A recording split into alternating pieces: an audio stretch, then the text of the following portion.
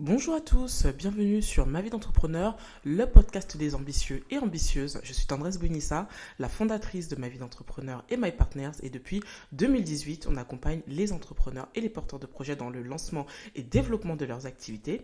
Actuellement, j'ai un club pour entrepreneurs qui permet tout simplement d'être accompagné dans un groupe avec d'autres entrepreneurs, d'autres porteurs de projets dans le lancement et le développement de leurs activités durant un an et tout au long de l'année vous avez donc des accompagnements, du mentoring, des formations, un suivi qui vous permet tout simplement d'atteindre vos objectifs.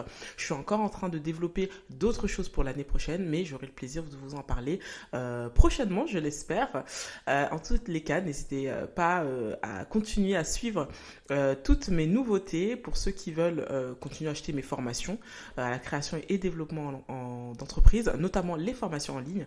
N'hésitez pas à vous rendre sur mypartners.com. Alors aujourd'hui, j'ai le plaisir d'accueillir Nelly Pitt, qui est la fondatrice de Beauty Mix et My Cosmetics. Elle va vous en parler prochainement. Elle sera avec moi, elle va vous en parler. Donc je ne vais pas rentrer totalement dans le détail, mais en tout cas, c'est dans le secteur des cosmétiques et du bien-être, de la peau, etc., etc. Et elle a un super parcours. Elle est passée même dans Qui veut être mon associé, et Jean-Pierre Nadir est son investisseur actuellement. Donc j'ai le plaisir de pouvoir vous introduire cette entrepreneuse extraordinaire. Donc je vous dis à tout de suite. Hello Nelly, comment vas-tu? Lui, ça va et toi? Ça va bien, ça va bien. Alors déjà, je suis pas rentrée dans le détail, comme je disais, du détail de ce que tu fais. Alors juste parler, c'est dans le secteur des cosmétiques. Mais moi, je voudrais bien que tu puisses t'introduire, nous dire qu'est-ce que c'est Beauty Mix, qu'est-ce que c'est My Cosmetics dans le détail, et comment t'es venue l'idée de créer ces entreprises-là. Avec plaisir. Donc, je m'appelle Nelly et je suis la dirigeante de My Cosmetics. La particularité de My Cosmetics, c'est que on donne le pouvoir à nos consommateurs et on leur permet de vraiment choisir eux-mêmes ce qu'ils mettent sur leur peau. Donc, comment ça marche? On fournit des ingrédients cosmétiques de super qualité et hyper efficaces, euh, qui sont parfois des ingrédients bruts. Tu connais sûrement le beurre de karité, l'huile d'amande douce. Enfin, c'est des ingrédients naturels qui ont énormément de propriétés hyper intéressantes en cosmétique. Et donc, ce sont des soins en fait en tant que tels. Et puis, pour aller plus loin, on propose des recettes DIY, do it yourself, pour fabriquer soi-même des produits plus techniques comme des crèmes, des déodorants ou même du dentifrice ou du rouge à lèvres. On peut retrouver sur notre application mobile, une appli gratuite avec plein de conseils et plein de recettes pour se lancer, et qu'on peut fabriquer en quelques minutes avec notre petit robot, le Beauty-Mix, donc le Thermomix de la beauté. C'est un petit robot qui permet de fabriquer en un clic tous les produits de sa salle de bain. Donc voilà, une solution pour savoir ce que tu mets sur ta peau et puis ne payer surtout que les ingrédients. Donc ça fait aussi des produits efficaces à des prix battants toute Oh, concurrence. ok, super. Donc du coup, alors déjà pour la petite histoire, My Cosmetics ça a été un rachat. Tu as racheté My Cosmetics. Pourquoi tu as fait ce Ouais. choix-là? Effectivement, en fait, mon histoire d'entrepreneur, elle s'est faite en plusieurs étapes. Donc, j'ai commencé par monter ma boîte avec mon petit frère. Mhm. Donc, on a monté Beauty-Mix avec cette idée de lancer un Thermomix de la beauté. Ok. Donc, on a commencé par créer un produit et monter une boîte autour de ce produit, le Beauty-Mix, qui a grandi. Mais après, on pourra peut-être parler de toute cette phase de développement. Mhm. Et après plusieurs années, j'ai eu cette opportunité de racheter une autre entreprise, My Cosmetics, qui, elle, propose des ingrédients de cosmétiques, des ingrédients cosmétiques. D'accord. Donc, une entreprise très complémentaire de notre petit robot. D'accord. Et donc, quand j'ai appris que j'avais cette opportunité, j'ai sauté sur l'occasion et donc, j'ai effectué une première opération de croissance externe, comme on dit en termes techniques. Mhm. J'ai fait grandir l'entreprise en rachetant My Cosmetics. Et donc maintenant, mon entreprise, c'est My Cosmetics avec le robot Beauty dans son offre, mais on a une offre du coup maintenant beaucoup plus large et beaucoup plus complète en ingrédients cosmétiques naturels et en produits de soins naturels. D'accord, ok, super. Alors du coup, je vais peut-être rétro-pédaler un petit peu pour que les gens puissent comprendre en fait comment t'en es arrivé à créer justement une marque de cosmétiques. En tout cas, à créer ce produit, à être dans les cosmétiques déjà. À la base, toi, c'est quoi ton parcours? Rétro-pédalant encore, t'as raison. Pour revenir vraiment à la base, effectivement, moi, je ne viens pas du tout du domaine de la cosmétique, donc c'était pas du tout une évidence de se lancer en tant qu'entrepreneur en cosmétique. Mhm. Mon parcours, j'ai fait des études d'ingénieur et j'ai travaillé pendant 15 ans chez Veolia, donc un grand groupe dans l'environnement. Je construisais des usines de dessalement d'eau de mer, donc du traitement de l'eau. Je fabriquais de l'eau potable sur Ok, des sites industriels. Voilà, donc c'est vraiment rien à voir avec la cosmétique. effectivement. Ouais. Mais par contre, voilà, dans ma vie perso, j'ai commencé à fabriquer moi-même mes cosmétiques euh, Ok, à la naissance de mon premier bébé. Donc, pour la d'accord. petite histoire, dans ma carrière d'avant, je travaillais à l'étranger, je travaillais un petit peu partout dans le monde. Et quand j'ai eu mon premier bébé, j'habitais en Chine.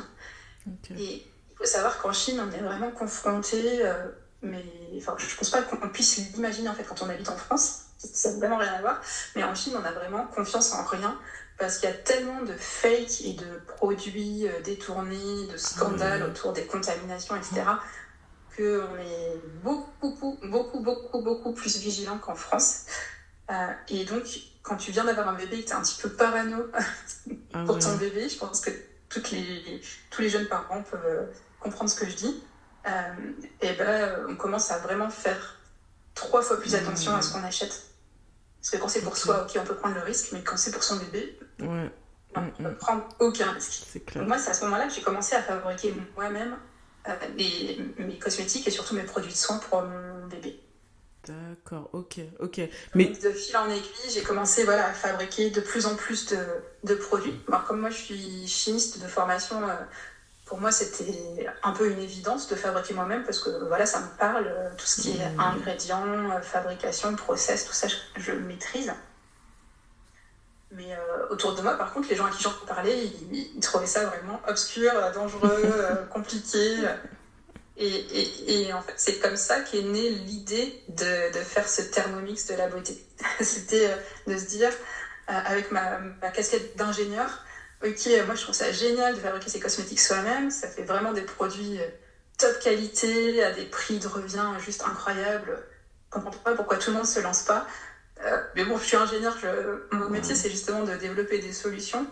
Et donc, bah, la solution, ça serait vraiment de faire ce petit robot comme le Thermomix en cuisine qui permet aux gens qui savent pas du tout cuisiner, qui n'aiment pas cuisiner, de faire des petits plats aux petits oignons pour leurs amis et leur famille. Ouais. Moi, je vais faire la même chose pour les produits de beauté. Donc en fait, je suis rentrée dans la cosmétique vraiment par la porte Hmm, de la solution d'ingénieur, quoi, de l'électroménager, et d'accord. pas du tout comme une carrière classique, on va dire, en cosmétique. D'accord, ok, super. Mais du coup, moi, la question que je me pose, c'est que ça veut dire que quand tu étais en Chine, tu travaillais aussi pour Veolia, toujours? Ouais. J'ai D'accord, ok. travaillé. En fait, oui, je travaillais pour Veolia. Donc, en Chine, j'étais directrice technique de l'approvisionnement en eau potable de la ville de Shanghai. Ah Donc, tu vois, je faisais oui, vraiment quelque chose qui n'a rien à voir avec la cosmétique. ok. Et, mais ça a été un autre avantage après dans ma carrière d'entrepreneur derrière, c'est que comme j'ai travaillé pendant 4 ans en Chine, Ouais, que je gérais des usines en Chine, ça m'a permis de bien comprendre voilà, comment ça marche la Chine, comment mhm, travailler avec des Chinois. Parce ouais, que, bah, on en parlera aussi, mais mon petit robot, après avoir essayé euh, pendant des mois, voire des années, de le faire fabriquer en France, j'ai fini par me résigner à le fabriquer en Chine.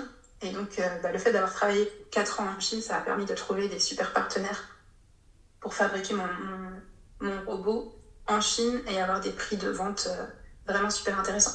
Parce que du coup, le robot, d'accord. je ne vais pas présenter en fait, hein, mais notre petit robot Biotimix, on le vend au prix de 129 €. Donc le Mhm, robot tout compris, tout en un, qui permet ouais, de fabriquer tous ces produits de la salle de bain. ouais. Donc C'est moi, je hyper voulais un prix accessible. hyper accessible, Ouais, parce que le but, c'est que les gens fassent des économies. ouais. Et donc je voulais que l'achat du robot il soit rentabilisé en moins de 3 mois. Hmm, hmm, C'est-à-dire hmm, que les économies que tu fais en fabriquant toi-même, tes produits de soins, de maquillage, etc., ça te permet de rentabiliser le robot très très vite. Ok. Et voilà. Donc, c'est ce que j'ai réussi à faire avec un prix de vente de 129 € qui était vraiment ma target. Ouais, super. Ok, super. Donc effectivement, le voyage en Chine te permet d'avoir des bons fournisseurs, de pouvoir, tu as pu construire ton réseau et ça t'a servi donc par rapport à ce projet-là. Ok, super. Non mais C'est ça, en c'est. fait, le message que je veux passer pour ceux qui écoutent, c'est que, en fait, même si ta carrière d'avant, ta vie d'avant, ça n'a rien à voir avec le projet que tu lances, en fait, tu as quand même appris des choses, tu as Ouais. rencontré des gens, tu as eu des expériences qui vont nourrir, en fait, ton projet entrepreneurial, même si ça paraît pas évident à la base. En fait, faut vraiment capitaliser sur toutes ces expériences qu'on a pu avoir. Et puis, en fait, ça fait la différence. Ça fait que toi, tu as une approche différente de par ton parcours. Hmm, T'as une approche différente des autres, parce que hmm. tu as vécu des choses différentes des autres. Et finalement, c'est ça qui va t'aider à construire un projet unique qui fait la différence sur le marché. Ouais. Je sais pas si tu vois ce que je veux Ouais, dire. je vois très bien. Non, super. Parce que c'est vrai, hein, souvent on se dit, bon, c'est vrai, comment je fais le lien avec tout ce que j'ai appris maintenant et le projet ou la nouvelle aventure dans laquelle je me lance. Mais c'est vrai, hein, les rencontres, les opportunités que tu as sur le chemin t'emmènent toujours, enfin, explique toujours pourquoi tu en arrives là, en fait, dans ta vie à un moment donné. Donc, ouais, non, je suis absolument d'accord là-dessus. Ok, super. Mais dans ce cas-là, quand après tu décides de te lancer, de créer cette boîte, tu démissionnes totalement, ça veut dire que tu es vraiment à temps plein sur le projet ou vraiment tu le fais à côté? J'ai euh, j'ai maîtrisé mes risques, donc j'ai fait ça Ouais, par étapes. ok. Quand j'ai eu l'idée, au départ, j'ai commencé à bosser à réfléchir à cette idée avec mon petit frère. Donc, Mathieu, lui, il est développeur, donc Mhm. il réfléchit à la partie informatique, donc tout ce qui est appli mobile et puis intelligence, on va dire, autour du projet. Et moi, je travaillais sur le robot. Et donc, on a conçu notre produit et on a déposé le brevet alors qu'on bossait encore tous les deux dans nos boîtes, dans nos CDI respectifs. D'accord. Et ensuite, une fois qu'on a déposé le brevet, j'ai présenté mon, mon idée à des concours de start-up, c'est des concours d'entrepreneurs. Donc moi, Ok. je suis allée à Chartres. Je sais pas si tu le sais, mais Chartres, en fait, c'est la capitale de la Cosmetic Valley Ah, en je savais France. pas. Donc D'accord. il y a tout un écosystème cosmétique autour de la ville de Chartres. D'accord. Et l'incubateur là-bas organisait le concours Start in Cosmetic, donc un concours pour les idées innovantes en cosmétique. D'accord. Donc j'y suis allée, j'ai présenté mon idée avec cette idée de bon, ben, on va voir si des professionnels de la cosmétique valident ou pas l'idée. Parce que moi je connais rien à la cosmétique, D'accord. j'ai besoin en fait d'une validation extérieure avant de me lancer. Donc, j'ai D'accord. fait ce concours, j'ai remporté le premier prix. Super. Et avec le prix en plus, j'ai remporté du coup 1 an d'accompagnement par l'incubateur. Super. Donc trop bien. Et c'est à ce moment-là que j'ai sauté le pas et que j'ai posé ma démission. Et en fait, j'ai même pas posé ma démission, en fait, j'ai négocié une rupture conventionnelle avec Ok. mon employeur. Hmm. Ce qui fait que après, derrière, je pouvais bénéficier du chômage pendant Ouais. 2 ans et Hmm. avoir ce filet de sécurité pour me Tout à laisser le fait. temps de finir le développement du produit et de lancer en fait la commercialisation. D'accord. Ok. Ça, Super. ça limite les risques. Ouais, carrément. Donc ça veut dire que c'est vraiment suite à ce concours-là, parce que comment t'as fait finalement pour financer tout ça? Parce que j'imagine que ça devait te coûter des gros investissements. Ouais, très bonne question. Quand j'ai démissionné, enfin, quand j'ai quitté Veolia, non, j'avais encore zéro financement. Ouais. Enfin, les seuls financements que j'avais, en fait, c'était mes économies. Ouais. Donc moi, comme je l'ai mentionné, en fait, j'ai toujours travaillé à l'étranger, donc voilà, j'ai travaillé un peu partout dans le monde, ce qui fait que, en fait, j'ai jamais acheté d'appartement. Avec mon mari, on a toujours été locataire à droite, à gauche. Et quand on est rentré en France, finalement, on s'est dit, on n'investit pas dans l'immobilier, on va investir dans un projet entrepreneurial. Donc D'accord. j'avais un petit peu d'économie sur mon compte en banque. Hmm. Et c'est avec ces économies que je suis allée voir les banques et, euh, et les financeurs pour trouver de l'argent pour lancer mon projet. Il faut savoir Super. que lancer un projet hardware, donc là, ici c'était la fabrication d'un robot, Mhm. c'est hyper coûteux parce que Hmm. non seulement tu dois financer le développement du produit, donc toute la partie R&D. Donc ça, on le faisait avec mon frère, donc comme on se payait pas, on va dire ça coûtait pas trop cher. Mais après, il faut lancer la fabrication. Et là, tu as des gros investissements parce qu'il faut acheter des moules d'injection plastique qui coûtent plusieurs centaines de milliers d'euros. Il faut acheter plein d'équipements super chers. Donc là, clairement, on ne peut pas le financer nous-mêmes. Ouais. Et souvent, les gens pensent que quand tu montes une start-up, mais start-up entre guillemets, c'est un produit un peu innovant, il faut faire une levée de fonds absolument pour financer. Tout à fait. Ben, nous, on n'a pas fait ça. On n'a pas fait de levée de fonds. On a cherché des financements tout à fait classiques auprès de banques et auprès de la région. D'accord. Donc finalement, notre financement initial, on l'a eu auprès de la région Centre, puisque du coup, dans l'entreprise, on l'a implantée à Chartres, en région Centre, et ils soutiennent l'innovation et ils soutiennent aussi l'innovation en cosmétique. Donc j'ai obtenu un prêt d'honneur de leur part, plus une avance remboursable innovation de la part de la BPI, et plus un prêt bancaire de la Banque Populaire.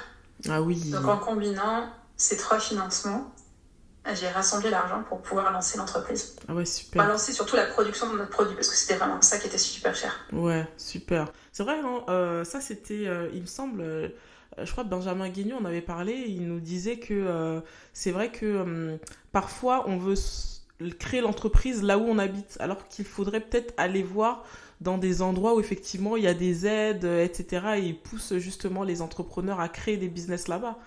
Donc, ouais. Ça, franchement, je confirme, je suis complètement d'accord avec ça. Et d'ailleurs, moi, c'était sur les conseils d'un autre entrepreneur que j'ai fait ça. Parce que donc, moi, quand j'ai créé ma boîte, j'habitais dans le Val-de-Marne. Donc, tu vois, pas du tout à Chartres. Et j'avais rencontré d'autres jeunes entrepreneurs quand je me lançais et que je cherchais à savoir comment faire pour lancer sa boîte. Et on m'avait dit, ouais, surtout, crée pas ta boîte à Paris. À Paris, il y a trop de monde, il y a beaucoup de concurrence. Va en région. C'est beaucoup mieux.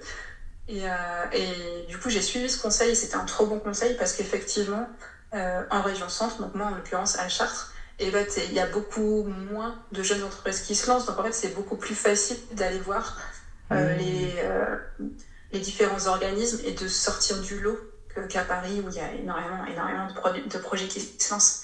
Donc moi, je pense que c'était un des très bons conseils que j'ai reçus au début. Et ouais, je suis complètement d'accord avec ça. Si vous pouvez lancer ailleurs que dans les grandes villes, vous aurez plus de facilité à trouver des financements et aussi à être mis en lumière dans les journaux locaux. Enfin voilà, c'est plus facile de sortir du lot quand tu es dans un environnement où il y a moins de monde.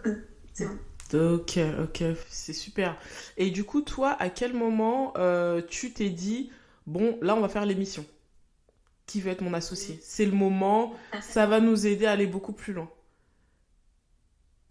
L'émission Qui veut être mon associé, c'est pas moi qui suis allée les voir, c'est eux qui sont venus me chercher. Ah oui. J'ai eu cette chance-là. Alors, il faut revenir un peu en arrière. Rappelez-vous, 2020, Covid, plus rien ne se passe, et donc plus non plus d'émissions télé.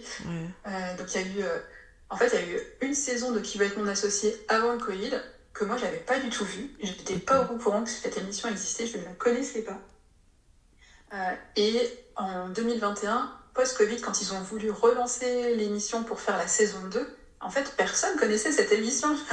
Et donc, c'est les journalistes et l'équipe de casting qui a dû aller chercher sur LinkedIn des projets un peu innovants pour faire cette deuxième saison. Et donc, en fait, c'est eux qui m'ont écrit sur LinkedIn en disant on cherche des projets innovants pour une émission sur M6. Et à l'époque, quand ils m'ont contacté, ils m'ont dit que c'était l'équivalent de Shark Tank en France. Ok. Et, moi, je suis allée voir sur YouTube les vidéos de Shark Tank. Je vois des émissions où les entrepreneurs ils sont descendre hyper violentes. Où vraiment, c'était waouh. Tu te dis waouh. Dangereux quoi, tu vas aller à la télé me faire descendre et devant des millions de téléspectateurs, c'était hyper flippant. Et malgré tout, je me suis dit quand même c'est une incroyable opportunité de faire connaître mon projet. Parce que quand tu lances un produit, finalement, le truc le plus difficile, c'est d'émerger et de faire connaître ton produit. Tout à fait. Donc, avec la boule au ventre et bien stressée, j'ai répondu à la nana du casting, ouais, pourquoi pas, ok, allons-y. Et donc là, voilà, après, derrière ça, il y a plein d'étapes de casting où ils valident un peu l'idée, le projet, est-ce que c'est sérieux, est-ce que c'est crédible, ils te demandent plein de chiffres, de preuves de ton brevet, enfin voilà, ils valident tout. Okay. Et puis moi, j'ai eu la chance de passer toutes les étapes et d'aller jusqu'au tournage et même jusqu'à l'investissement, parce que du coup, j'ai décroché un super associé dans l'émission. Super, ouais. Okay. Ouais, une expérience incroyable et finalement qui est venue à moi. Donc ça, c'était une chance incroyable. Et ça a vraiment marqué un tournant dans mon aventure entrepreneuriale et puis même dans ma vie, parce que ça a tout changé finalement. Et c'est vraiment cool. C'est vrai ? J'en suis vraiment trop reconnaissante. Alors moi j'ai 2 questions. À quel niveau ça a tout changé ? Et en fait, à quel moment... Enfin, en fait, quand ils te contactent et que tu te rends compte que tu vas te faire descendre et que c'est compliqué, tu acceptes quand même. Qu'est-ce qui fait que tu acceptes quand même ? Pour être entrepreneur, il faut aimer le risque. Je sais pas ce que t'en penses. Je suis d'accord avec toi, Mais en même temps, je pense aussi que peut-être que tu t'es dit, télé, ça va rester quand même une grosse opportunité pour nous crédibiliser, etc. Je pense que tu as vu plus l'opportunité derrière que vraiment le risque que ça allait engendrer. Il y a des gens qui disent il n'y a pas de mauvaise publicité. Ouais. Je sais pas si tu as déjà entendu ça. C'est-à-dire que même si tu te fais descendre à la télé, finalement, en fait, les gens, ils auront quand même entendu parler de toi. Et c'est quand même mieux, finalement, qu'ils aient entendu parler de toi et que ça a été un peu violent sur le plateau plutôt que ils te connaissent pas du tout, en fait. Ouais, tout à fait. Donc, ouais, je suis un peu partie de cette idée-là. Et puis je me suis dit aussi, je vais bosser pour que ça se passe super bien sur le plateau. Ouais. On a eu quand même du temps pour se préparer. Donc, après, c'est ce que j'ai fait. J'ai bossé pour vraiment faire un truc le plus solide possible. Super. Et puis au final, finalement, l'émission française, rien à voir avec l'émission américaine. Ouais. Les jurés sont vachement plus bienveillants et ça n'a rien à voir. Et sur le tournage, ça s'est super bien passé. Et c'était vraiment... Il n'y avait pas de quoi avoir peur, en fait. C'était vraiment... Ouais. Je me suis stressée pour rien, mais au moins ça m'a motivée du coup à vraiment bien préparer le truc. Super. Et du coup, tu as dit ça a changé plein de choses dans ma vie, mais à quel niveau ? Est-ce que tu peux nous donner un peu plus de détails ? Alors, première chose, ça a fait connaître mon projet, que ça a permis de se faire décoller les ventes de manière incroyable. On a multiplié par 10 notre chiffre d'affaires. C'était vraiment un boost génial. Deuxième point, ça m'a permis d'avoir un associé que j'adore, Jean-Pierre Nadir. Donc, pour ceux qui regardent l'émission, vous connaissez forcément Jean-Pierre Nadir. Pour moi, c'est l'homme sage de l'émission. Et ce mec, en fait, a changé la façon dont je gère mon entreprise. Et par ses conseils, en fait, il me pousse en fait, à sortir de ma zone de confort. C'est vraiment le mec qui met le coup de pied aux fesses et qui il dit les choses qu'il pense. Il prend pas de gants, il est vraiment hyper cash. Mais en fait, c'est top d'avoir quelqu'un comme ça à tes côtés, qui te dit les choses, tu vois, franchement, les choses qui font mal et qui te font bouger et qui te font progresser. C'est vrai. Ça a changé énormément de choses. Et en particulier, tu vois, par exemple, le rachat de My Cosmetics. C'est grâce à Jean-Pierre que je l'ai fait, parce que si lui ne m'avait pas dit non, vas-y, fonce, saute sur l'occasion, rachète une autre entreprise, et moi jamais je l'aurais fait toute seule, parce que c'était trop dangereux, trop compliqué, trop plein de choses en fait. Et le petit coup de pied aux fesses de Jean-Pierre, ça fait la différence. Super. Et ça t'a fait... tu as eu d'autres opportunités aussi suite à l'émission ? Cette émission, c'était vraiment la première étape d'un effet boule de neige. C'est-à-dire que comme le projet est sorti de l'ombre, ensuite, derrière, ça a créé aussi d'autres opportunités de visibilité. Et en fait, suite à notre passage dans Qui veut être mon associé, on a été contacté par d'autres journalistes. Et du coup, derrière, je suis passée dans Zone Interdite sur M6. Incroyable, ça a été juste... ouf. Ah Enfin, ouais, passer dans zone interdite, c'est vraiment super. un raz-de-marée. On est passé dans C'est Jamie. Moi, j'adore Jamie. J'ai regardé C'est pas sorcier Ouais, c'est toute ma vrai. jeunesse. Et donc, on est passé aussi dans l'émission de Jamie. On est passé après au JT sur France 2. On est passé sur France 3. Enfin bref. Incroyable. Ensuite, voilà, on est sorti vraiment de l'ombre et tout s'est enchaîné derrière.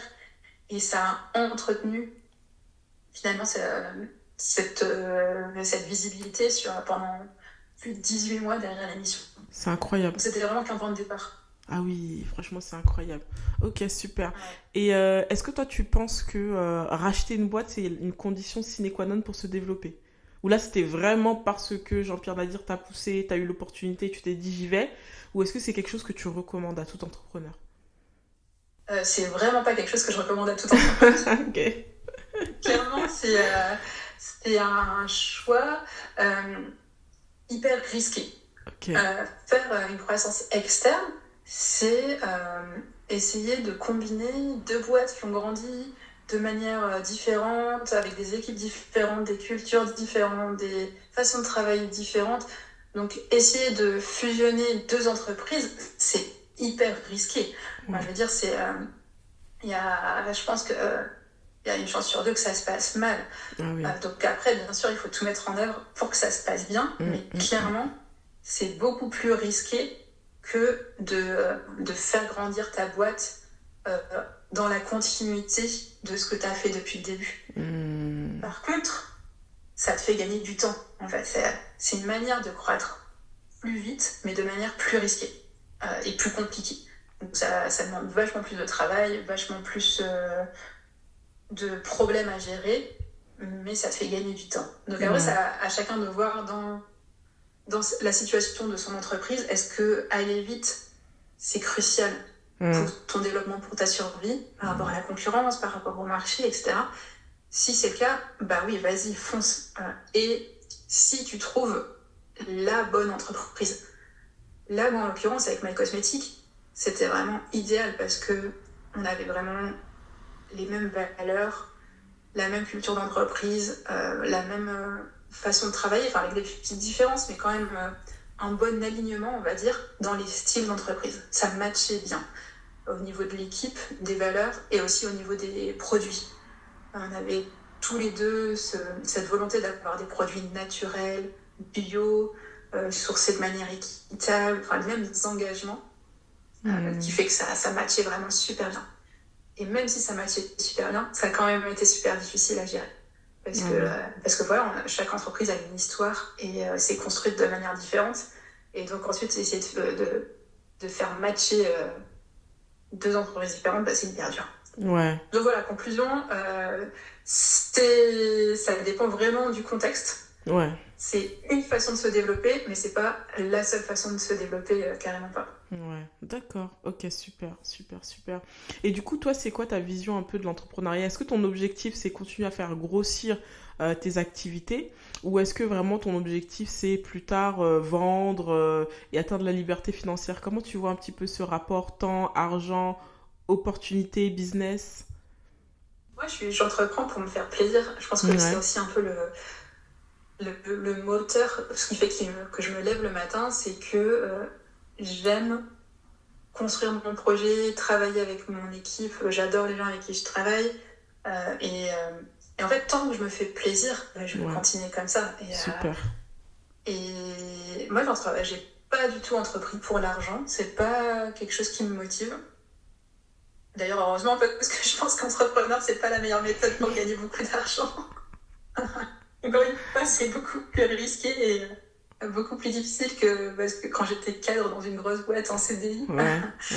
Euh, mais par contre, je me fais plaisir et je le fais pour me faire plaisir. Et donc, tant que je serai heureuse de me lever le matin et de booster mon équipe, de développer ma boîte, bah, je continuerai. Super, super. Et du Ça coup, répond à ta question? ouais, non, ça répond très bien à la question. C'est ta vision, non mais c'est important, tu vois, parce que t'en as certains, ils ont une vision un peu plus faire de l'argent rapidement, passer à autre chose, changer régulièrement d'activité. Il y en a, ils ont une vision beaucoup plus long terme de leur activité, tu vois. Franchement, chacun a sa vision un peu du business moi, je comprends tout à fait la tienne. Non, franchement, c'est super. Mais maintenant, Ouais, moi comme... j'aime bien l'idée de voir ma boîte se développer. C'est un Ouais, peu comme un enfant en fait. ouais, Tu vois, mes enfants, c'est pareil, je vais grandir à chaque nouvel âge. ouais, Ils passent dans une nouvelle phase, ils apprennent de nouvelles choses et c'est vrai. c'est une expérience différente. Ouais, Et ma boîte, c'est pareil en fait. J'adore cette expérience de la voir grandir, se grandir. développer et changer. Ouais, Et chaque étape, on va dire tous les 2 ans, j'ai l'impression d'être dans une nouvelle étape qui est complètement différente. Et j'aborde vraiment une nouvelle phase de développement ouais, qui me super. fait découvrir encore de nouvelles choses. Ouais, Et cette transformation, c'est hyper intéressant, je trouve. ouais, ouais, super. C'est hyper gratifiant d'apprendre à s'adapter à un C'est environnement vrai, qui change en permanence c'est vrai. euh, et, euh, et de faire grandir quelque chose qui va survivre dans le temps. Est-ce que c'est, Cette par exemple... pérennité, c'est vraiment Ouais, top. super. Est-ce que c'est quelque chose, tu te dis, je voudrais que mes enfants puissent reprendre le flambeau, gérer ça, etc. C'est quelque chose que tu entrevois ou pas? Je me suis posé la question et en fait, je me suis dit que non, j'ai pas envie de donner cette charge mentale à mes Ah oui, enfants, de d'accord. se dire ils doivent reprendre la boîte des Ok. parents. J'ai envie qu'ils fassent ce qu'ils aiment et ce qu'ils ont envie de faire et de réaliser leur propre projet. Ouais, Et donc, ouais, je pense que finalement, j'ai pas envie qu'ils aient cette charge de devoir reprendre ce que j'ai développé. ouais, En même temps, dans ma famille, j'ai des cousins qui ont repris les boîtes de leurs parents et c'est génial aussi en fait parce qu'ils font grandir l'héritage familial c'est et, vrai. et c'est une autre histoire. Ouais, ok. Ok. Bon, après, tu Il y a sais du pas, hein. pour et du contre des deux côtés. Peut-être d'ici là, c'est eux-mêmes qui auront l'envie hein, de poursuivre ça pour Exactement. te... Tu vois? Comme quoi, Ouais, peut-être que je parfois, vais c'est leur donner pas... l'envie. Exactement, exactement. Et parfois, ils vont le faire même pour toi parce qu'ils vont voir que c'est quelque chose qui te plaît et puis ils vont apprécier et puis voilà.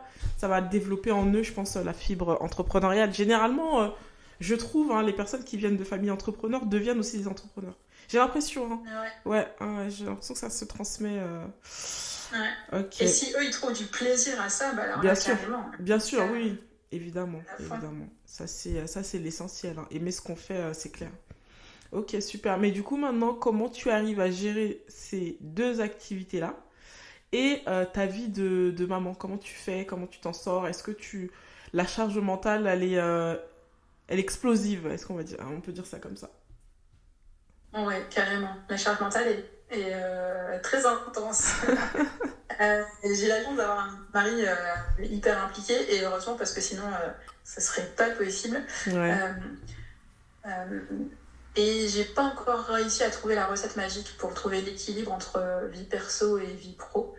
En fait, j'ai toujours l'impression, quand je suis avec ma famille, j'ai l'impression que je manque à mes devoirs côté pro, que je perds, Hmm. qu'il y a des choses que j'ai pas fait et que j'aurais dû faire.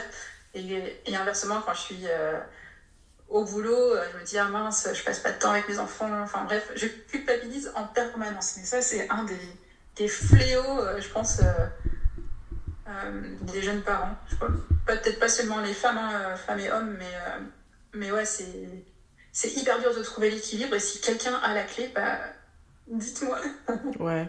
Ouais. Franchement, ça résoudrait une grande partie de mes problèmes. Enfin, j'ai Ouais. surtout cette culpabilité, en fait, Ouais. qui reste un peu toujours à l'arrière de ta tête. Tu te dis, mince, d'un Effectivement. côté et de l'autre, je suis pas à fond. Ouais. Ouais. C'est Ouais. dur de se partager. C'est clair. Mais tu sais, pour revenir un peu à ce que tu disais juste avant et la vision du business, ça me fait penser un petit peu à moi. Pour la petite histoire, à la base, donc, enfin, ça fait longtemps que je fais des formations, ça fait presque 7 ans. Et moi, je suis sur un modèle très simpliste, tu vois, parce que moi, j'ai une autre vision du business, tu vois, par rapport à toi. Par exemple, toi, tu as une vision de pérennité, de long terme, etc. Et souvent, c'est des business qui se revendent très bien et qui se revendent cher, tu vois. Alors que moi, j'ai une vision business, je sais pas si on peut dire court-termiste, mais pourtant j'ai des clients, j'ai de tout, hein. Tu sais, j'ai des clients qui sont dans le long terme comme toi, c'est des grosses business avec des millions d'euros de CA, et je vais avoir des clients vraiment le petit artisan, il fait son truc, ou le freelance, tu vois. Donc j'ai vraiment une panoplie de visions d'entrepreneurs, et moi j'ai plus la vision je sais pas si on peut dire court-termiste, moyen-termiste, mais moi c'est plus un business qui doit servir mes intérêts personnels. Tu vois, donc par exemple, jusqu'ici c'était un modèle très simple que j'avais avec enfin j'avais même pas de salariés, hein, c'était juste moi et mes frères et sœurs, tu vois, ils sont deux. Chiffre d'affaires, je pouvais pas aller au-delà de 400K. 400K, c'était vraiment le maximum que j'arrivais à générer, mais je le faisais seul. Et en fait, mon objectif, c'était vraiment sortir le plus de cash pour mes intérêts personnels, tu vois. Par exemple, aujourd'hui, après avoir travaillé autant et fait autant enfin, j'ai trop travaillé, tu vois, donc j'étais arrivée à un état d'épuisement. Et j'ai réduit considérablement. En fait, j'ai même changé le business model. Si tu veux, maintenant, par exemple, je travaille 3 jours dans la semaine. Généralement, je travaille du vendredi au lundi. Parce qu'en fait, les enfants, ils sont chez leur papa parce que je suis séparée. Et c'est ce moment-là que j'accorde à mes activités. Et tout le reste du temps, Ah, c'est top, ouais. ouais, je suis vraiment que avec eux et dédiée entièrement à eux. Mais tu vois, c'est Ouais, qu'il y a un c'est moment, génial, ça. il y a des plafonds que je peux pas dépasser, mais parce que je construis un truc un peu différemment, tu vois. C'est une autre manière de voir, c'est une autre manière de faire la vision. Et je sais que c'est pas une activité qui va perdurer ou que je vais pouvoir revendre à des millions ou des trucs comme ça. C'est vraiment plus une activité qui sert mon niveau de vie et mes intérêts. C'est plus Ouais, comme c'est ça top. que je l'ai matché, quoi, tu vois. Ouais. Donc ouais, je Et comprends. c'est là aussi le fait de ne pas avoir de salariés, ça fait la différence parce que Ouais, une fois que tu as une équipe et des salariés, tu as aussi une responsabilité c'est ça. vis-à-vis d'eux. Et finalement, tu travailles pour tes salariés, Ouais, tu travailles plus pour toi. Et ouais, je pense que ça, c'est vraiment le marqueur qui fait la différence. c'est vrai. C'est est-ce que oui ou non, tu as des salariés? C'est Je sais pas vrai. ce que tu en penses. C'est vrai. Mais tu sais que moi, mon rêve à la base, quand j'avais démarré l'activité, c'était faut que je grossisse vite. J'ai pris vite des bureaux, mais j'étais vraiment, tu sais, dans ce mindset, je veux être grosse, etc. Et en fait, quand j'ai vu des amis à moi qui avaient des salons de coiffure, des salariés, et j'ai vu le niveau de souffrance mentale en fait qu'elles avaient, je me suis dit bon, peut-être que est-ce que c'est vraiment ce que je veux? Est-ce que c'est la vision du business que j'ai envie d'épouser, tu vois? Ou est-ce que c'est la Ouais. vision du monde et de la société et de ce que je vais renvoyer en termes d'image? L'entrepreneuse accomplie avec plein de salariés, qu'est-ce que je veux? Ou peut-être je voulais faire ça pour mes parents aussi. À un moment donné, quand je me suis posée, je me suis dit non, finalement, je vais laisser le modèle tel quel, ça me convient, parce que j'ai une autre stratégie, moi, en fait. Je me suis reposé des questions par rapport à moi, tu vois. Donc c'est pour ça que Ouais, ouais, je comprends parfaitement. ouais, c'est hyper intéressant, c'est hyper important de se poser et Ouais, de faire ce que tu as fait, hein, c'est vrai. d'être aligné avec, Ouais, avec ce qui va te rendre heureux. Encore une fois, on parlait de ça, plaisir, mais finalement, c'est ça, quoi. exact. Euh, la recherche ultime, finalement, c'est le bonheur, C'est ça. n'est-ce pas? C'est vrai, hein. Ouais, C'est vrai. l'accomplissement. Ouais, exactement. Et je pense aussi, peut-être ça va être pour certains profils, notamment ceux qui sont un peu multipotentiels, qui aiment toucher à tout, qui aiment pas faire la même chose longtemps. Moi, je sais que je me reconnais là-dedans. Par exemple, si tu veux, ça fait 7 ans, j'ai envie d'aller vers d'autres horizons, tu vois. Donc, je suis déjà en train de préparer Ouais. d'autres projets et tout.